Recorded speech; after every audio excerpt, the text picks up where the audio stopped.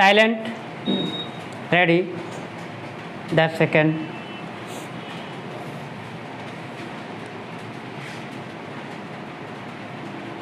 Start. Party को नुकसान पहुंचाने वाली बयानबाजी और अनुशासनहीनता का जीता जागता उदाहरण बन चुके कर्नाटक के बड़े नेता बसनगौड़ा पाटिल यत्नाल के खिलाफ आखिरकार केंद्रीय भाजपा नेतृत्व ने कदम उठाया और उनको 6 साल के लिए पार्टी से निष्कासित कर दिया।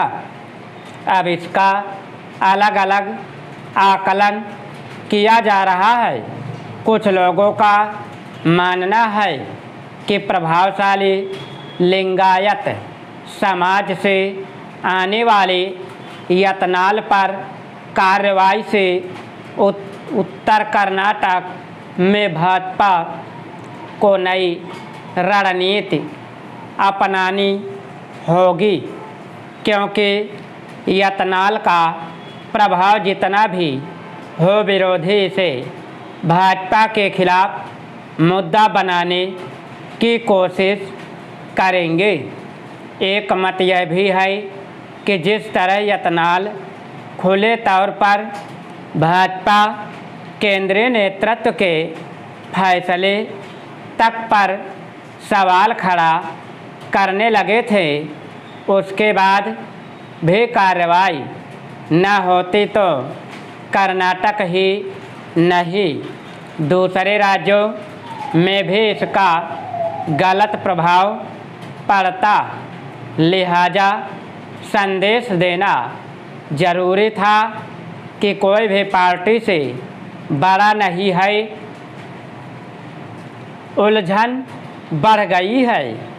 यह लोकसभा चुनाव निर्दलीय जीते थे, फिर भी बिहार के सत्तारूढ़ दलों में उन्हें कांग्रेसी माना जाता रहा।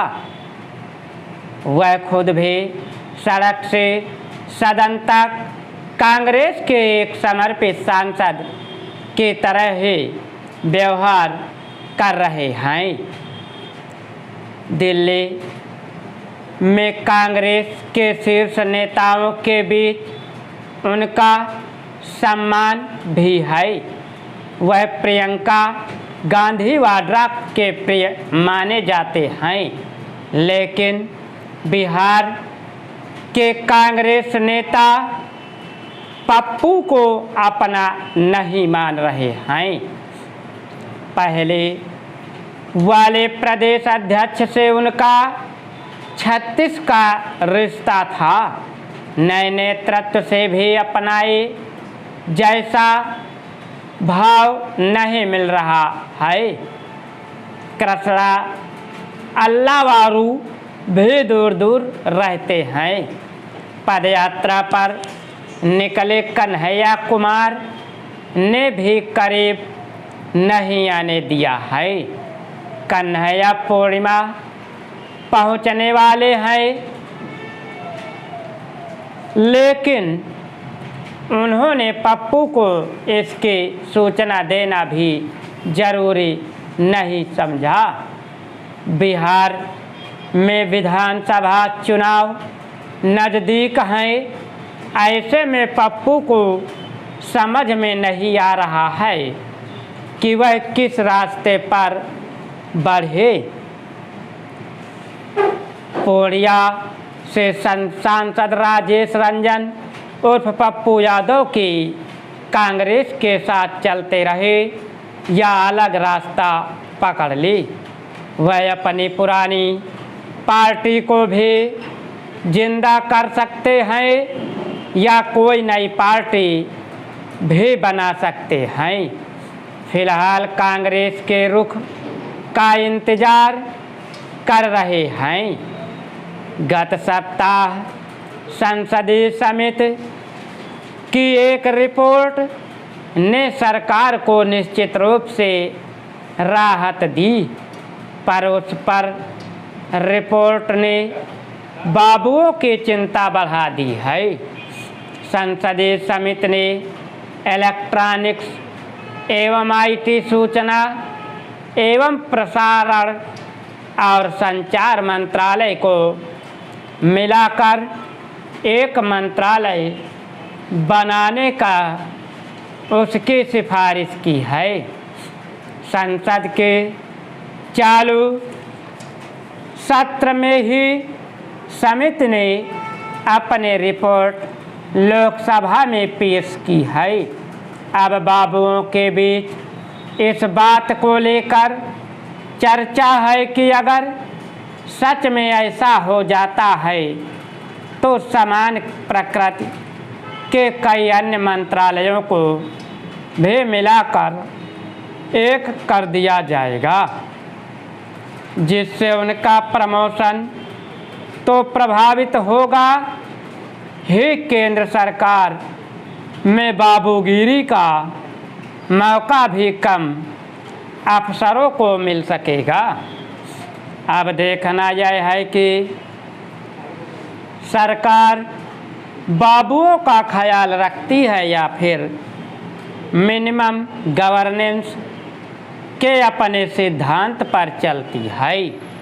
फिल्मी हस्तियों का राजनीति में तेजी से उदय और फिर अचानक ओझल होने के अनेक उदाहरण हैं। इसमें कुछ ऐसे भी रहे जिन्होंने गायब होने के बाद दूसरे दौर में सफल वापसी की।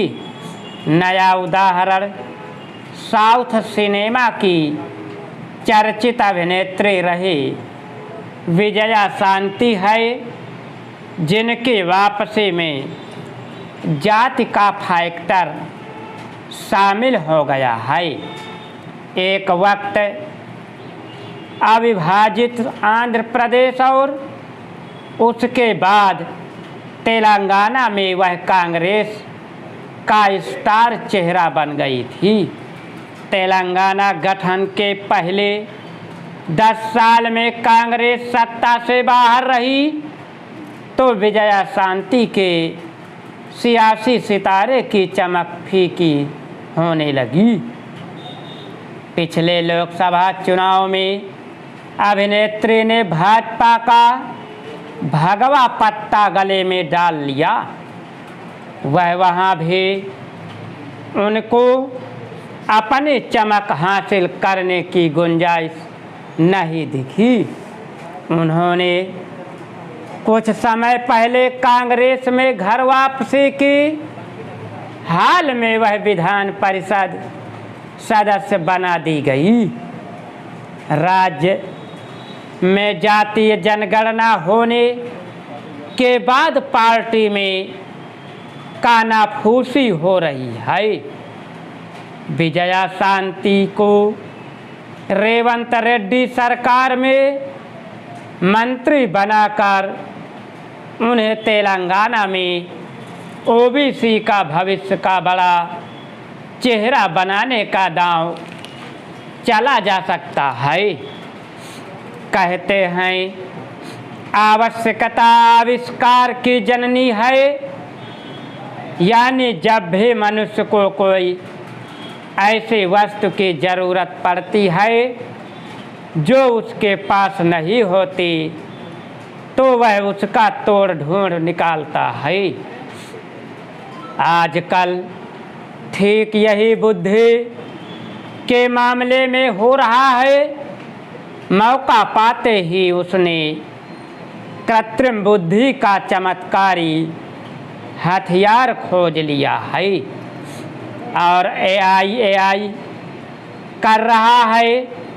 मज़े की बात यह है कि इतिहास, विज्ञान, सियासत और साहित्य सब में इसे महारत हासिल है। पहले ज्योतिषी हाथ देख हाल बताते थे, अब इंटरनेट पर एक सवाल भर उछाल देने से जिज्ञासा शांत हो रही है। असल बुद्धि से जो संभव नहीं था, पलक झपकते बनावटी बुद्धि उसे संपन्न किए दे रही है। स्टॉप। अगर तुम लोग नए हो तो सब्सक्राइब करो, वो जो लाल वाला बटन है उसके साथ सूर्य नमस्कार करो या फिर अनुलोम विलोम, मुझे नहीं पता, बस क्लिक हो जाना चाहिए। अब मैं